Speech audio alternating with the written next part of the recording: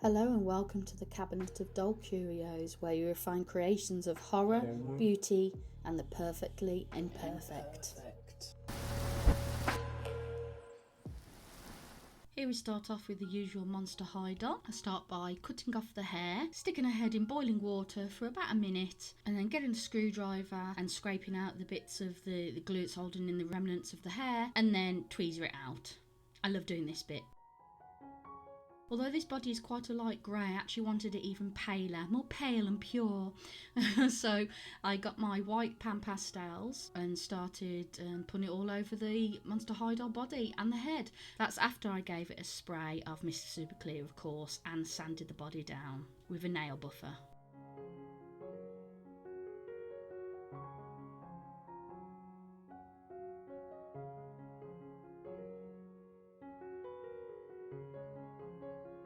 After about 3 or 4 coats of the white Panpastels and obviously copious amounts of Mr. Super Clear, I then went in with a more of a skin colour. I love doing this bit. I think it really gives a bit of life and dimension to the piece. Do it on all the bits like the knees, the elbows, the joints. Although I'm doing it in a pink and obviously the body is quite a very pale grey, I just think it goes just lovely. Instead of just doing it all natural skin colour, why not have a bit of grey?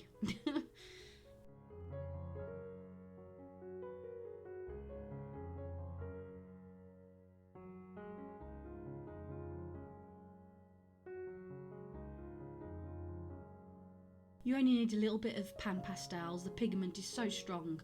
I've got a feeling that these Panpastels will last quite a while. They're not the cheapest, but they're quite reasonable, very reasonable in fact, for the amount that you need, the amount that you get, and the amount it will last.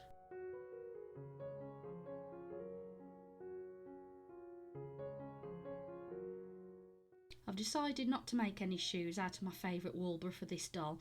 I'm going to pretend, well, you'll see at the end actually when she's got the dress on, I'm just going to pretend that maybe she's been at a prom, at a wedding, or just likes dressing up really pretty and she's taken her high-heeled shoes off to enjoy walking on her flat feet. I think bare feet gives it a much more softer kind of edge, which is what I was going for with this doll.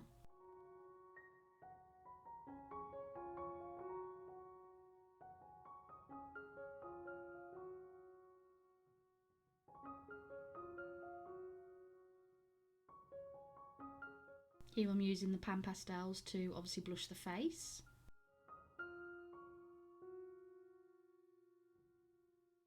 I was originally going to give her white hair and a white dress, but as these sort of things develop, I had some hair come in the post yesterday and couldn't resist using the colour that I used on this. You'll see a bit later. It's just the most gorgeous sort of strawberry blonde. I just thought it just goes so nice with the dusky pink of her skirt. Once you start these dolls, you can have a very vivid plan in mind, and then by the end it looks kind of completely different. She's still got the overall effect that I wanted, those sort of pure, beautiful, pretty, innocent, like a springy, summery doll.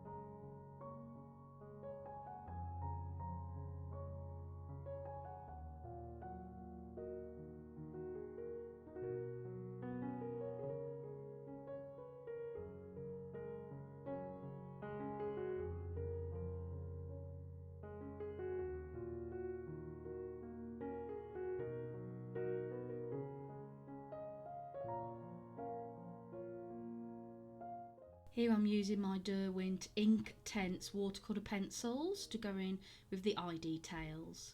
I also use the same pencils to give her some freckles all over her face and body, which I don't think I actually recorded because you couldn't see it too well on the video, but you'll see it in the photos at the end. I used to stick mini false eyelashes on my dolls, but oh, it's like putting them on yourself. One, you can get perfect. The second one, it takes a trillion tries to do, and even then you somehow mess it up. So what I do now is I actually quite like doing it this way with the Derwent Inktense. Just get dark brown called bark, sometimes black if I want a bit more depth. I actually use that to draw on the eyelashes, the upper and lower, and I think it works so well. I still will use fake eyelashes to do exaggerated lashes, such on, say, like a jester or a clown, but for now I definitely will keep on with the drawing the eyelashes on. Once you get the little flick up at the end that goes into a point, you've nailed it. And don't forget, eyelashes don't go straight up. They sort of curve here, there and everywhere. So when you do lashes, don't actually literally go in one direction. Do the odd one or two slightly askew, and you'll find that this will give a lot more realistic effect. Same for the bottom lashes as well. And on the outers, going to the inner of the eye, it starts to go thinner and a little bit more sparse and shorter. So don't forget to do that as well. All these little details really do add up.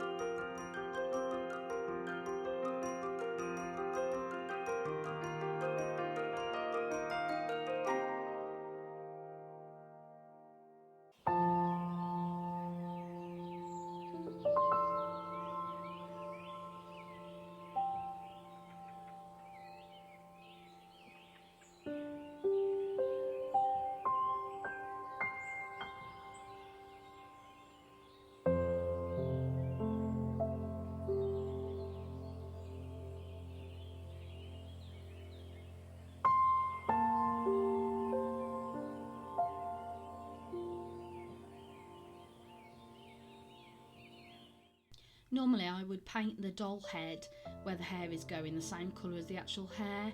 On this I didn't. I just wanted to try it because there are both pale head and pale hair. Plus I knew I was going to have a hair up and you wouldn't see practically any of the scalp anyway. But ordinarily I would continue to colour in the scalp the same colour as the hair, or as close as I can get it anyway. But as I say, in this instance it didn't actually matter.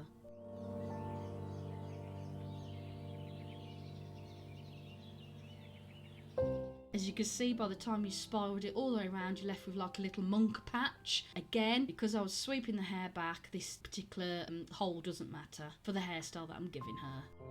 I don't actually use patterns to do any of the doll's clothes. I kind of wing it. So here's just a selection of the fabric that I've used and various laces and bits and bobs. Some final touches, a pin covered in some white acrylic, and then once that's dry, just going over with gloss. and this just makes the eyes just come so alive. And don't forget to do the lips as well.